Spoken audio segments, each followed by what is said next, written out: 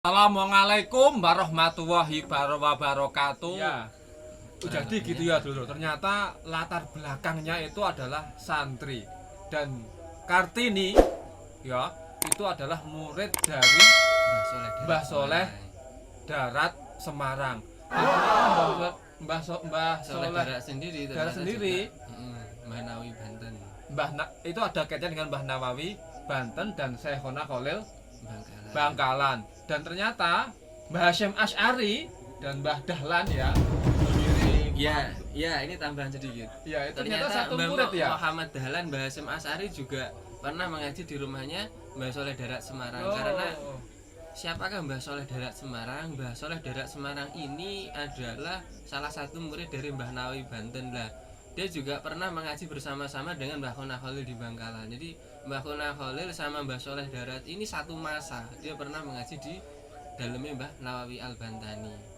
Lah, dia punya murid yang satu masa juga.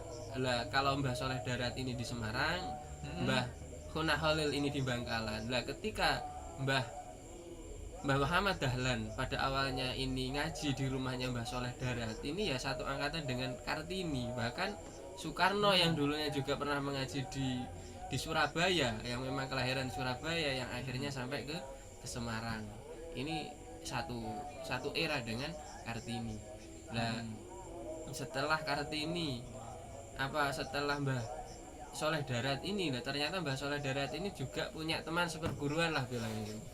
Ini ya Mbah Khona Khalil di Bangkalan ini adalah seperjuangan, teman seperguruan dengan Mbah Soleh Darat di Semarang. Jadi pernah sama-sama nyantri di rumahnya Mbah Nawawi Al-Bantani. Dan saya tuh pernah membaca ya dulu itu.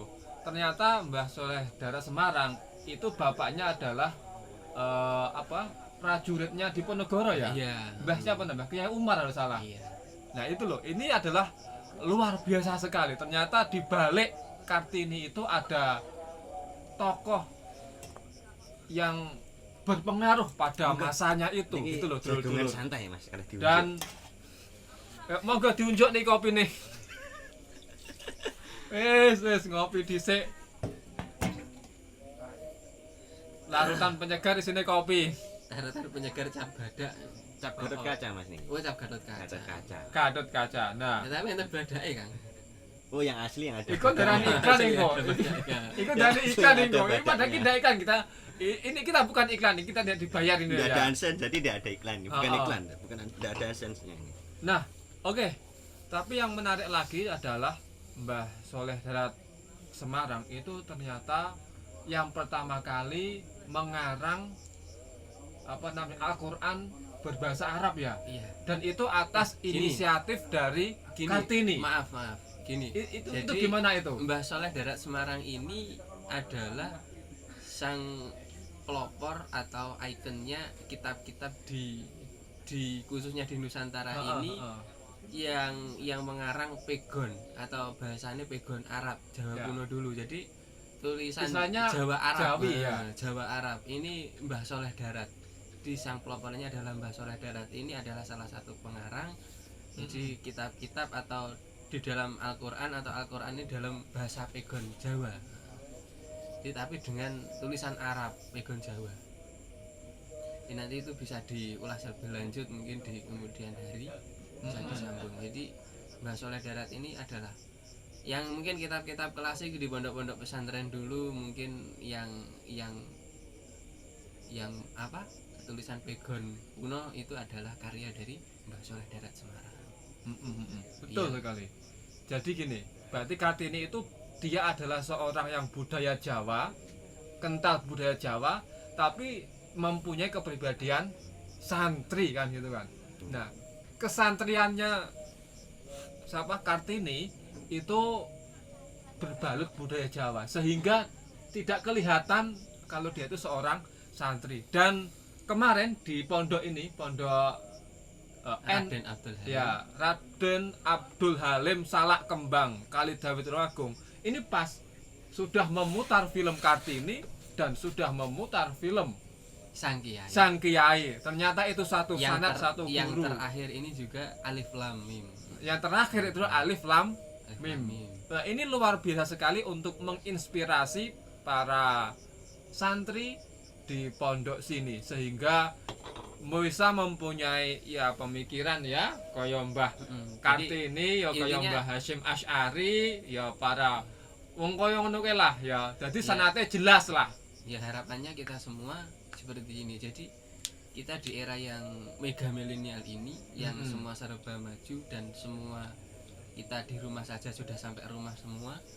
Jadi bahwasanya santri ini jangan kita anggap sebelah. Karena apa? Sang pendahulu bangsa ini dengan latar belakang yang seperti itu ternyata beliau itu juga sosok seorang santri yang luar biasa juga. Mengenyam pendidikan yang namanya pendidikan religius atau pendidikan agama dengan latar belakang yang sangat luar biasa. Jadi seorang santri di sini bahwasanya jangan sampai kita kalau kita menjadi santri jangan minder lah, intinya ketinggalan zaman bahasanya. Jangan sampai seperti itu. Jadi wis kita ya ikut saja, maksudnya dengan keadaan yang seperti ini bisa kita sesuaikan lah dengan adanya yang sekarang yang menjadi pendahulu kita ini bisa menjadi contoh atau suri tauladan. Betul. Ya. Ini terakhir aja, kita enggak usah banyak-banyak wis. Kalau kita ngejagong itu ora nek entek ya, Mangko. Entek ya, Mas. Iya, gitu. Terlebih lagi itu tadi Mas, yang poin harus kita garis bawah. Heeh. Kita itu membicarakan tentang perempuan. Jadi kita harus manek-manek nih. Lah nggih, amene wong lanang. Sebagai wong Kuwi wani-wani ngomong wedok wis piye kan ngono. Nah, Wah, lah itu iki tadi lho, wis Mas. repot iki Ngopirin mongke. kan, ngopirin. Ini Ngopirin, tulisannya nggih, monggo. larutan cap Gatot Kaca. Nah, ini terakhir. Ternyata dalam surat-surat Kartini itu terinspirasi oleh Al-Qur'an ini Kang Fahmi. Nggih. Ini ku pripun. Nah, yang terakhir itu adalah habislah gelap terbitlah terang. Itu ternyata terinspirasi dari surat Al-Baqarah ayat 257. Kalau aku ndak kleru, aku diti yo mek maca. Nah, niku pripun Kang Fahmi? Jadi itu selain habis gelap terbitlah terang itu selain menjadi landasan untuk penerbitan penyusunan kitab tafsir, barangkali juga yang menjadi landasan berdirinya PLN di Indonesia. Wah, Jadi, gitu ya. Iya, Nah, ini malah PLN ini. jadi habis gelap terbitlah terang. Iya, betul. Sebuah Betul. slogan yang sangat dipegangi oleh PLN. Atau mungkin kalau PLN sekarang habis gelap tambah gelap lagi. Tambah gelap lagi, Pak. Repot ini. Iso gaya-gaya iki mengko. Repot iki. Wis. Jadi apa ke sini kembali kepada tentang dua hal yang dibawa oleh Kartini, perempuan dan juga pendidikan itu kan begitu pedulinya Kartini terhadap dunia pendidikan dan juga keilmuan itu sampai-sampai begitulah kekuatan seorang perempuan itu sangat luar biasa nih. Kekuatan seorang perempuan itu sangat luar biasa. Terbukti melalui itu tadi nih, kehendak nih, kehendak dari Kang Kartini untuk sekedar tahu bagaimana atau Al-Qur'an itu diterjemahkan atau tafsir dalam bahasa Jawa kemudian dijawab oleh gurunya, meskipun tidak secara utuh penafsiran ya saudara itu tidak sampai akhir, hanya dari surat Al-Fatihah sampai surat surat An-Nisa surat An-Nisa yang kemudian dihadiahkan sebagai kado pernikahan begitu. Itu kan satu yang biasa, bagaimana seseorang Kartini itu ingin tahu bagaimana tentang agamaan itu itu juga perlu kita teladani. Ketika kita itu ingin hendak tahu tentang agama, bertanyalah kepada orang yang memang Ahli dalam agama. Jadi sanad itu jelas gitu. Kalau sekarang itu mungkin banyak fenomena, ya sedikit kita sentil tentang fenomena hijrah itu enggak? Iya, hijabus apalagi itu ya. Gitu. Hijrah dan jabus yang hanya menampilkan Islam itu dari sisi kulitnya saja. Tapi substansinya itu enggak ngena sama sekali, kurang mengena substansinya. Hanya menjadi liberal. Iya, liberal, keras pada akhirnya. Akhirnya menjadi sosok yang fundamental. Kaku ya, fundamental ya. Yang fundamental, rigid, seperti itu. Ya itu tadi lah.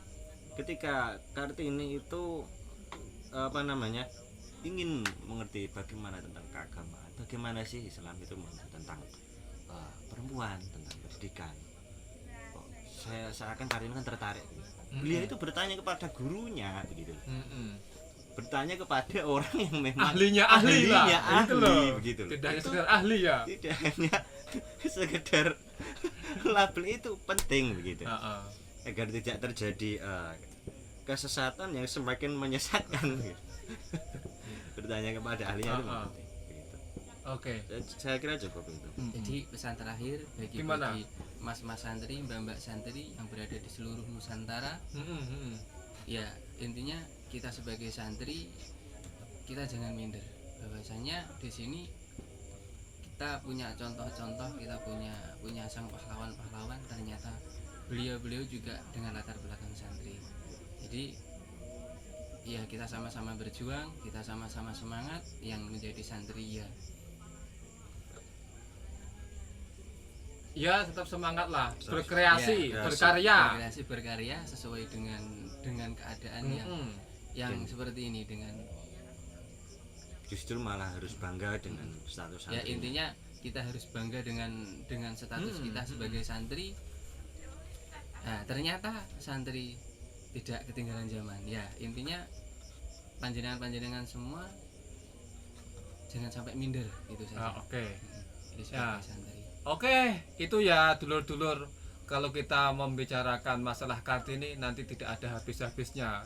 Ya, ternyata Kartini itu, perayaan Kartini itu tidak hanya memakai kebaya. Tidak hanya memakai adat Jawa saja, memakai sanggul dan sebagainya. Itu hanya sekedar Itu kulit, hanya Mas. sekedar Kulit. kulitnya saja. Kulit. Mari kita gali esensi dari Kartini sendiri. Nilai-nilai yang ada di dalam Kartini itu, spirit yang ada di dalam Kartini itu. Nah, oke, itu ya dulur-dulur, terima kasih sudah menyimak jagongan kita, Iya, soalnya Kangkang nanti santri ini. Kalau kita terlalu banyak membicarakan perempuan Waalaikumsalam. perempuan dari sudut pandang kita, itu nanti seolah kita itu hendak memframing perempuan itu seperti ini. Ya wis gitu ya. Ya, ngono Wis ae. pokoke ngono kuwi, Wis pokoke ngono ae, wis pokoke ngono kuwi, wis. Ngono ae. Heeh, matur nuwun, sesuk ketemu meneh. Aja lali di-subscribe Like, Sobek. ya. like, subscribe. Sampai subek-subek. Subscribe kuwi ya penak mek nunul. Kring-kring. Ya wis. Ngono nggih, dinunul wae. Matur nuwun. Assalamualaikum warahmatullahi wabarakatuh. Waalaikumsalam warahmatullahi wabarakatuh. Monggo.